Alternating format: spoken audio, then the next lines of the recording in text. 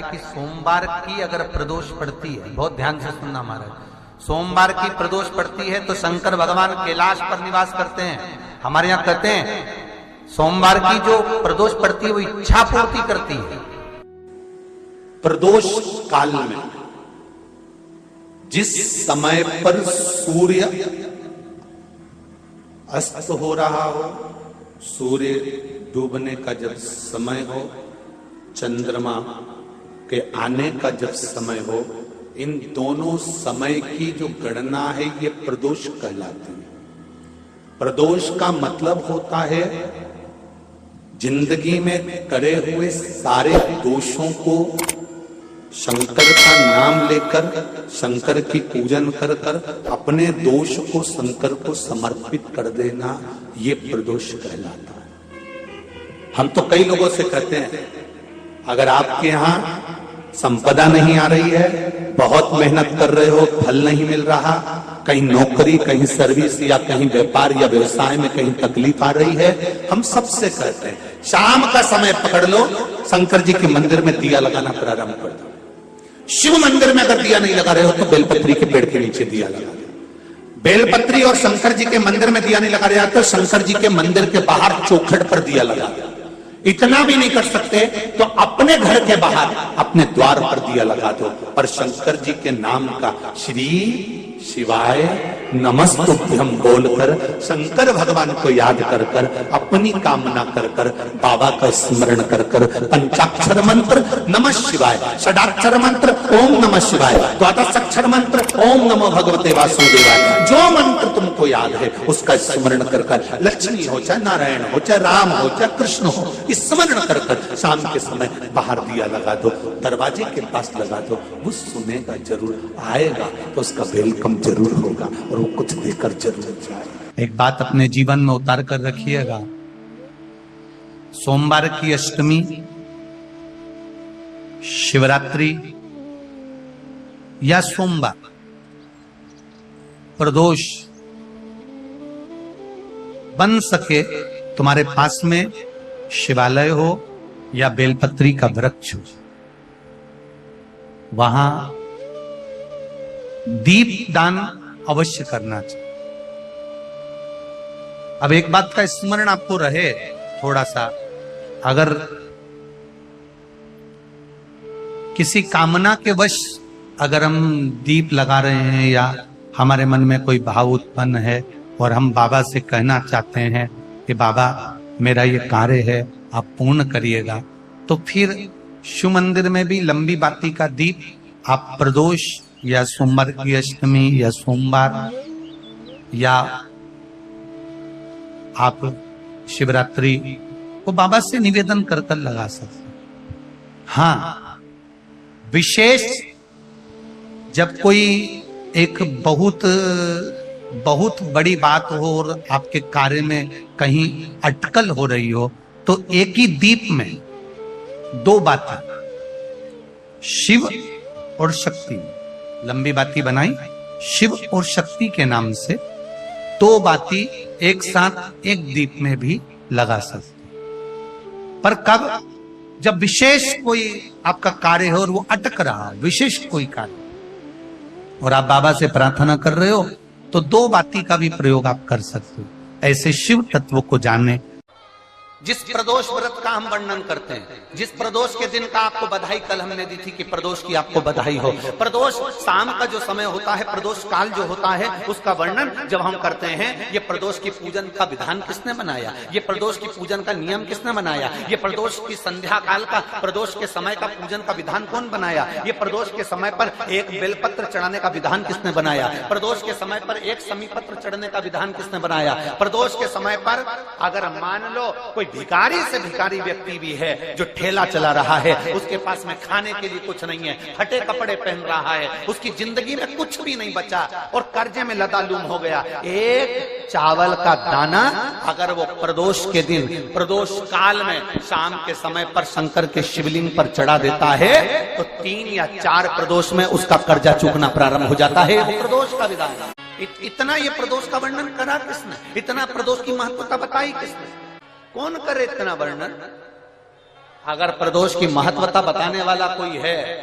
इसीलिए मेरे शंकर भगवान माता सती को लेकर कुंभज ऋषि के यहाँ,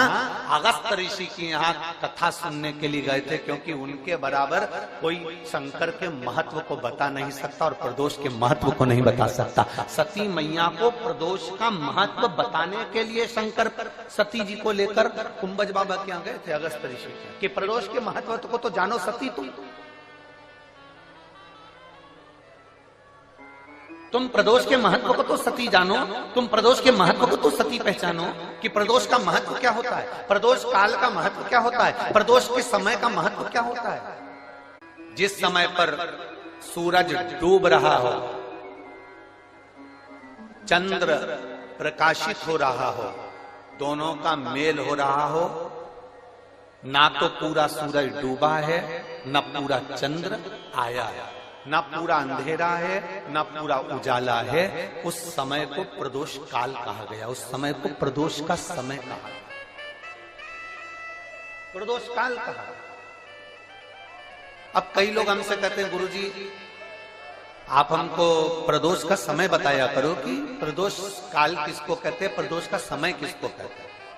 अब एक बात हम आप सबसे कहना चाहते हैं, जितने लोग आस्था चैनल पर सुन रहे हैं, जितने फेसबुक यूट्यूब पर सुन रहे हैं और जितने रेवाड़ी की इस पवित्र धरा पर कथा को सुन रहे हैं, आप सबसे एक बात कहना चाहेंगे, अगर हम समय देखकर बताएं आपको कि शाम को 6 बजे, 6:30 बजे, 6:30 पे लेकर 7:30 के बीच में ये समय है, या 5:30 से लेकर 6:30 तक का ये समय है, या हम तुमको बोल दें कि इतनी बजे ये समय प्रदोष काल का रहेगा या इतनी बजे ये समय रहेगा, तो देखिए कभी कभी ठंड का समय आता है तो दिन जल्दी ढल जाता है, कभी कभी गर्मी का समय रहता है तो दिन बहुत लेट ढलता है। इसलिए समय की गणना से मत चलो, आप तो ये अंदाजा लगाकर रखो कि दिन ढल रहा हो, अंधेरा होना शुरू हो रहा हो, सूरज डूब रहा हो, चंद्र प्रकाशित हो रहा हो, अंधेरा अपना काम कर रहा है, सूरज ढलता जा रहा है, दिन कम होते चले जा रहा है और अंधेरा थोड़ा बढ़ते चले जा रहा है। इन दोनों का जो मिलन का समय हो, अब वो कितनी भी बजे, आप तो बस उसके मिलन का समय निकाल लो, वही समय प्रदोष काल कहलाता है, वही समय प्रदोष। अब प्रदोष काल की पूजन का विधान किसने बनाया, कोई आपसे पूछे तो क्या बताओगे, जम के बोलो जल्दी से, कौन ने बताया था, अगस्त। सबसे प्रयास करना, जब जब जिस महीने में जो प्रदोष पड़ा करे, जब प्रदोष पड़े, बन सके 1 बेलपत्र, बन सके 5 बेलपत्र, शमी पत्र, हरे मुंह, हरा मुंह बेलपत्र, एक कलश के अंदर थोड़ा सा पानी लेकर 1 बेलपत्र, हरा मूंग, शमी पत्र डालकर और उसमें थोड़ा सा गुड़ डालकर भगवान शिव का स्मरण कर कर प्रदोष काल में, मान लो कोई काम आपका बहुत जरूरी है, बहुत दिनों से आप थक गए हैं, नहीं हो रहा, कर्जा बढ़ रहा है, धन नहीं आ रहा, व्यापार नहीं चढ़ रहा, या कोई समस्या बहुत प्रबल है, कोई एग्जाम में बैठ रहे हो नहीं हो रहा, परीक्षा भी दे दी है, रिजल्ट आने ही वाला है, तो भी प्रदोष काल में, प्रदोष के समय वो जल, मूंग, शमी पत्र और बेलपत्र और गुड़ का शंकर के शिवलिंग को समर्पित करना प्रारंभ कर दो। 2 या 3 प्रदोष करोगे, बाबा आपकी मनोकामना शीघ्र पूर्ण कर देगा। 2 या 3 करोगे, बाबा करेगा। कि हम अगर बीमारी के लिए कोई उपाय करें तो कौन सी प्रदोष पर करें, और लक्ष्मी के लिए कोई उपाय करें तो कौन सी प्रदोष पर करें, तो अच्छे से सुन लेना भाइयों। शुक्ल पक्ष में जो प्रदोष पड़ती है वो लक्ष्मी की वृद्धि के लिए होती है, कृष्ण पक्ष में जो प्रदोष पड़ती है वो रोग और बीमारी को मिटाने की होती है। तो जितने उपाय आपको प्रदोष के बताए जाते हैं उस हिसाब से आप करो कि शुक्ल पक्ष की प्रदोष है तो लक्ष्मी का कोई उपाय करना है तो हमें शुक्ल पक्ष की प्रदोष पे करना है। अगर हमें बीमारी से निपटने का कोई इलाज करना है या कोई उपाय करना है तो उसको कृष्ण पक्ष की प्रदोष पर करना। अब शुक्ल पक्ष की प्रदोष, उसकी प्रदोष का दिन था, बैठा हुआ था। मान लो अगर कहीं आप कोई नौकरी के लिए अप्लाई कर रहे हैं, लॉकडाउन में सर्विस छूट गई, कई लोगों की छूटी, कंपनियां कई बंद भी हो गई, कई कंपनियों से निकाल भी दिया गया, कहीं पत्नी परेशान हो रही है, कहीं पति परेशान हो रहा है। आप कहीं अप्लाई कर रहे हो तो जैसा माता उमा ने प्रदोष काल में, प्रदोष के समय पर, प्रदोष काल के अंतर्गत बेलपत्री का स्मरण किया है, वो बेलपत्र का स्मरण अगर संसार का मनुष्य कर लेता है तो महाराज ब्रह्मवृत्ता पुराण कहती है कि उस जीव का ऐसा कोई कार्य नहीं जो सफल नहीं होता। महाराज मेरा निवेदन रहेगा, किसी एग्जाम में आप बैठ रहे हो, इंटरव्यू के लिए जा रहे हो, किसी कार्य के लिए जा रहे हो, नौकरी नहीं लग रही, सर्विस नहीं लग रही, तो महाराज तांबे के कलश में 11 बेलपत्र को रखा जाए और तांबे के कलश में 11 बेलपत्र रखकर उसमें 11 सफेद पुष्प को डाला जाए, लाल चंदन घिसकर कटोरी में लेकर जाइए। प्रदोष के दिन, शुक्ल पक्ष का जो प्रदोष पड़ जाए उसके दिन शंकर के शिवलिंग पर लाल चंदन लपेटने से पहले शंकर की जो जलाधार, महाराज ये शिवलिंग है, ये शिवलिंग है और ये पूरी गोल और ये चरण, ये जलाधार, ठीक है। आपको पहले भी कहा है शंकर जी की पूरी जलाधारी में शंकर जी का संपूर्ण परिवार है। राइट जो चरण है जहां से पानी नीचे गिरता है वो गणेश जी का स्थान है, लेफ्ट कार्तिकेय जी का स्थान है, बीच में जो एक मोटी सी लाइन है वो अशोक सुंदरी का स्थान है। जहां पर शिवलिंग रखा हुआ है ये माता जगतजननी जगदम्बा का हस्त कमल है। शंकर भगवान को मां अपने हस्त कमल पर रखी हुई है। ऊपर से जो बूंद बूंद पानी